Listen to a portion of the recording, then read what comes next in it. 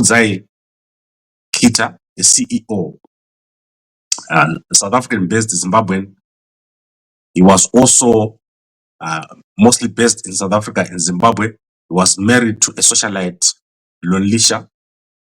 Last week, or this past week, he died in Harare when his car was crashed by a bus, and he passed away with his mother when they were coming out from a traditional healer. So apparently they were coming from a traditional healer. He has recently been consulting traditional healers and prophets after he was told that he was going to die. So there was a prophecy passed on him that he was going to die. And he was either going to die in an accident or through a gunshot. That's what he was told. So he started to go from one traditional healer to another.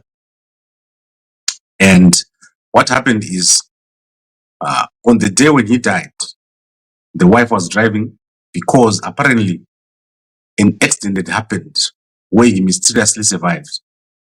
And that accident is so scary, and details of that accident have not been made public, but they're going to emerge. You're going to hear details of what has happened. Young, beautiful wife is currently in the ICU and is passed away. But that is not the story. The story is that he was using many different names, and that is in the H Metro newspaper, my favorite newspaper in the mornings. I read that newspaper every day. And they are reporting that his real name was Edward Takaendesa. That is the name that was using as one of his other names. He was also using the Nigerian name Okolo, and he was a diamond dealer, and also he was a scammer. A scammer in the sense that he used to rob people or to scam people. Basically, that is what the newspaper is reporting. And he would do this in Zimbabwe and in South Africa. And they report that in June, he was involved in robbing or stealing or scamming from a woman the amount of $8,000. And I think the street is Herbert Chitepo, if I'm not mistaken, where he robbed this woman.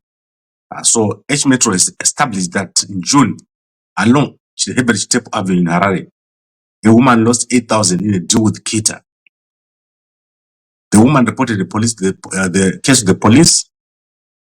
And if you dig deeper, you're going to find out how this woman is involved in this whole situation. So she probably approached these guys to deal with the situation. And this is, unfortunately, I'm digging into an area that is between drama and film and Wakanda. Those areas where you don't know whether it's true or not until you hear and see what happened.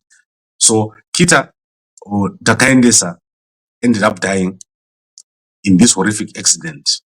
And this is the most interesting story in Zimbabwe.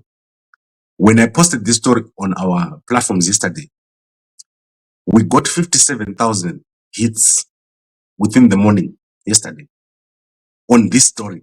People are very interested in this guy, especially given that his wife is one of those socialites, Lonlisha. She has a large following, and if you Google, you'll see why. So they lived a flamboyant life. They had massive, beautiful cars. They took pictures with them. But apparently these cars were not his cars. So they were being rented. So he rented different cars from different car dealerships. He moved between Harare and South Africa. And as I said, he was a diamond dealer. And you never know who he is, really. And this happens a lot.